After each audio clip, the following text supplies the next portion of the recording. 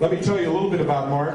He is the no-nonsense man. He's an author, speaker, and radio TV personality. Would you please give a very warm welcome to Mr. Marc Rudov.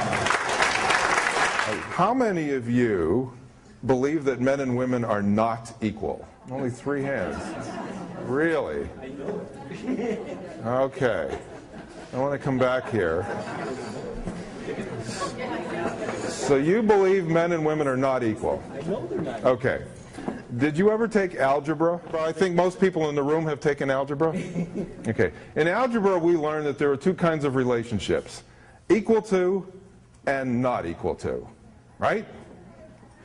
So if you're not equal to, that means one of you is greater than and one of you is less than.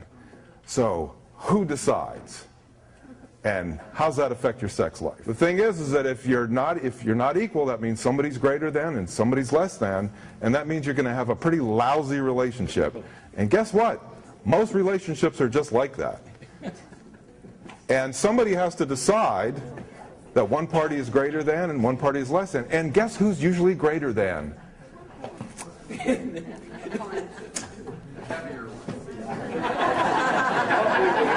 The one who has a small waist and big hips. Now, why is that?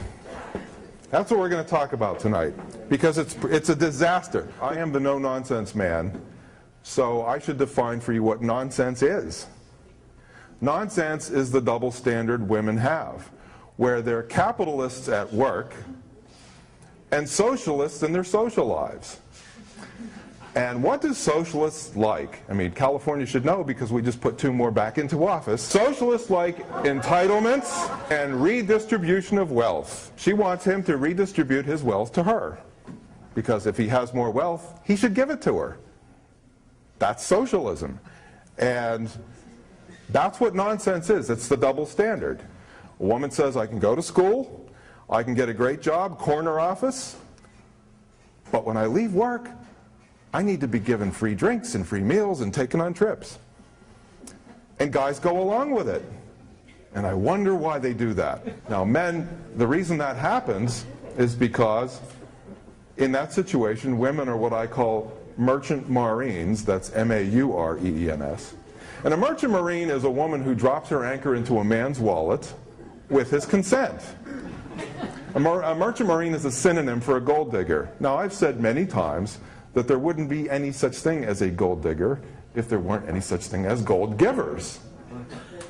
And the reason that men are gold givers is because they know nothing about female sexuality, which is why I wrote a book called Under the Clitoral Hood: How to Crank Her Engine Without Cash, Booze, or Jumper Cables. I see some shocked faces in the audience. Now, why did I write that book? I wrote that book because I discovered that men don't know anything about female sexuality. And that explains why men behave so stupidly. Why do you think you go into a bar and see men lined up to buy drinks for women? Why are they doing that? They're doing that because they think that's what it takes to get laid. Why do men celebrate Valentine's Day, which I call No Man's Day, because it isn't Romance Day. Romance is spontaneous, and it's unexpected, and it's voluntary, and it's mutual. And Valentine's Day is none of that. Every year we see commercials on TV for Valentine's Day telling men what they have to buy women. They show men stupid, you have to buy pajamagrams or Vermont teddy bears or candy or jewelry, and that's the way it is every year. And if the man doesn't know what he's doing, he's clueless, and of course he's not going to get laid. That's why I say that most dating in marriage is legal prostitution. But the fact of the matter is, it keeps happening. And it keeps happening because men don't understand something very basic, which is why I wrote Under the Clitoral Hood. And that is that women are more sexual than men. And you know, it's unbelievable that most guys don't get that. Women are buying vibrators and they're buying hand showers. They are more sexual than males. Have you ever heard of a drug dealer paying an addict to take drugs? I don't think so. So why would you pay a woman to have sex when she wants it more than you do? And it's clear. But because men don't realize that, They just keep paying for sex and paying for sex, and either paying their girlfriends or they're paying their wives, and that's why there are jewelry stores. And if men don't learn about female sexuality, and if they don't learn how sexual women are, because that's another taboo in our country. We're not allowed to admit that. If a woman is sexual, then somehow that makes her a slut. That's a double standard we have. But it's okay for a man to be sexual. Now, just to give you a little clinical tutorial here, the clitoris has one purpose: sexual arousal. A man has no body part, zero, that's 100% dedicated to sexual arousal. Right? Not one. A woman can have multiple orgasms. A man can't. So if you put those two together, she's a sex machine. But most guys don't know that. And they think the way to turn a woman on? Cash. Trips, jewelry, cars. That's what they think. It's not true. And what I say in my book is the clitoris is voice activated, not coin activated. I wrote 2 articles, one called Chasing Pavlovian Sex, and another one, Ladies, How to Catch Your Tiger. And it had to do with Tiger Woods. And as you know, Tiger Woods chased and chased and chased and chased Elin Nordegren. Chased her. She didn't want to go out with him. He chased her and chased her. Just had to have her. And what you women have to understand is there's nothing more boring to a man than his last conquest. Boring. So if you like to be chased, you're setting yourself up to be a conquest. And you will be dropped very quickly. When you watch football, see a guy score a touchdown. He goes back to the bench. Does the coach say, you can take a shower now and go home? No, he says you have to go out there and score another one, and another one, and another one. So if you want to be a touchdown, that's how you're going to be treated. So if you want to be pursued, you can be pretty sure the guy's going to cheat on you, because after he catches you, you're boring. That's why it should be mutual pursuit. It should be equal. Yes? But realistically, men like the chase. No, little boys like the chase. Men like the chase. Men don't like the chase. Little boys like the chase. No, little boys like the chase. Good if they're chasing. No, it does. No. Let me tell you something. You have to understand the difference between a man and a boy. A man likes a woman to be his equal, and a little boy doesn't, because he can't take it. And I'm glad you brought this up, because How many real men do we have? well, about as many real women as we have, not many. I'm glad you brought this up, because there are guys who like to chase. And if you read my article, Chasing Pavlovian Sex, I said, you all have had the experience of seeing a dog chase a car, right? A dog's not interested in the car. A dog's just interested in chasing it. That's the same thing when a guy chases a woman. He couldn't care less about her. He just wants to chase her. Because if she turns around and says, I'm going to take you somewhere, and if he feels emasculated, that means he has no balls. He's a eunuch. His masculinity, because that guy's masculinity is here and not in his scrotum. And that's the difference. That's the difference between a little boy and a real man. If you can't handle a woman saying, I have 2 tickets to the opera, I'm taking you out. If you can't handle that, you really need to examine yourself, because you have a few problems. And so women say to me all the time, well, I offered to pay, but he wouldn't let me. Does that happen to anybody in this room? First of all, he's not your boss, and he's not your father. He doesn't decide whether you pay or you don't pay. You don't offer to pay, you pay. And if he can't handle it, he's a little boy. And that means you don't go out with him again, because you're not going to change him, nor should you try. Yes? Where is manhood? Where is man protective and supportive quality? Why men? That's why it's so many gay guys now. They want to be protected, and they have to be taken care of. So we're going back to the original argument about a real man protects and provides for a woman. How does that work out for men? How does that work out for men? And of course, that's turning men gay. That's a new one for me.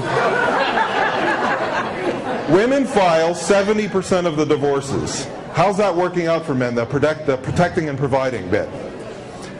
AOL and Women's Day magazine 3 years ago surveyed 3,000 married women and asked them, would you marry your husband all over again? 85% of them said either they probably wouldn't or definitely wouldn't marry them again. Something is broken. So what you're saying, Tatiana, is that you don't like equality and you want to be protected and provided for.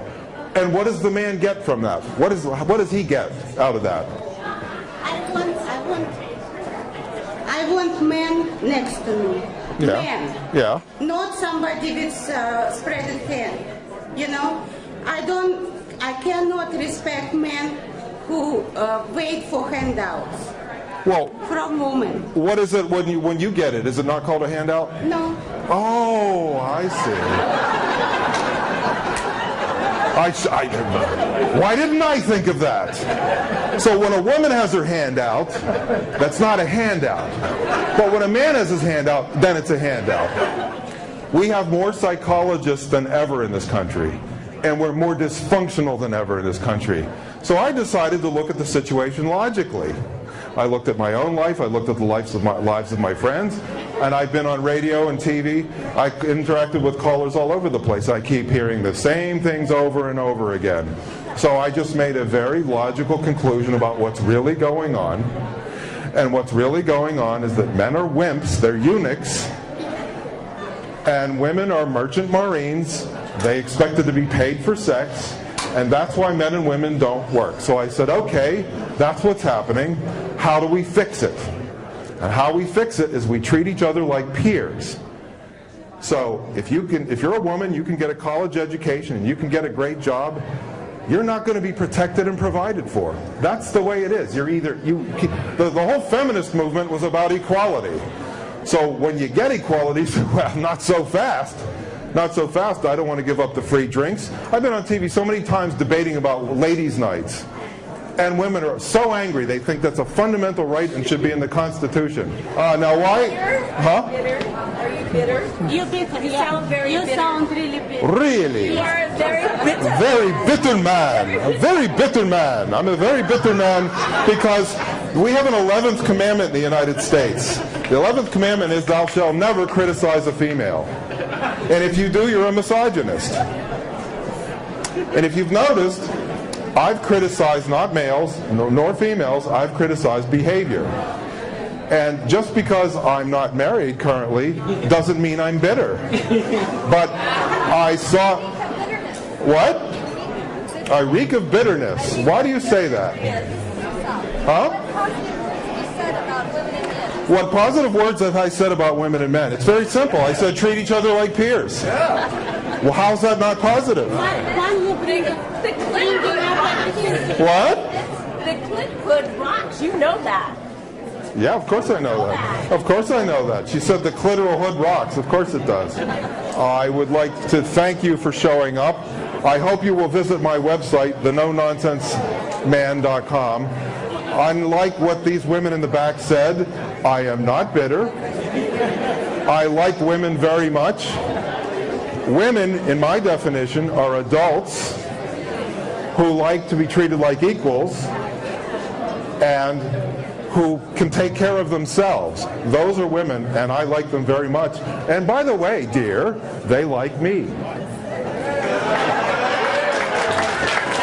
Any man who writes a book called Under the Clitoral Hood, trust me, women like me. Because I know what it is, I know where it is, and I know how to operate it.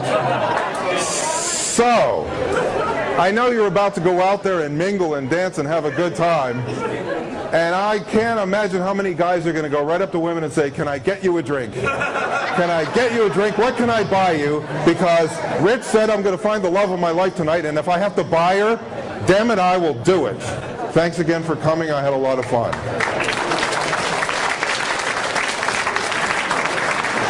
Big round of applause, please, for the no-nonsense man, Mr. Marc Rudov.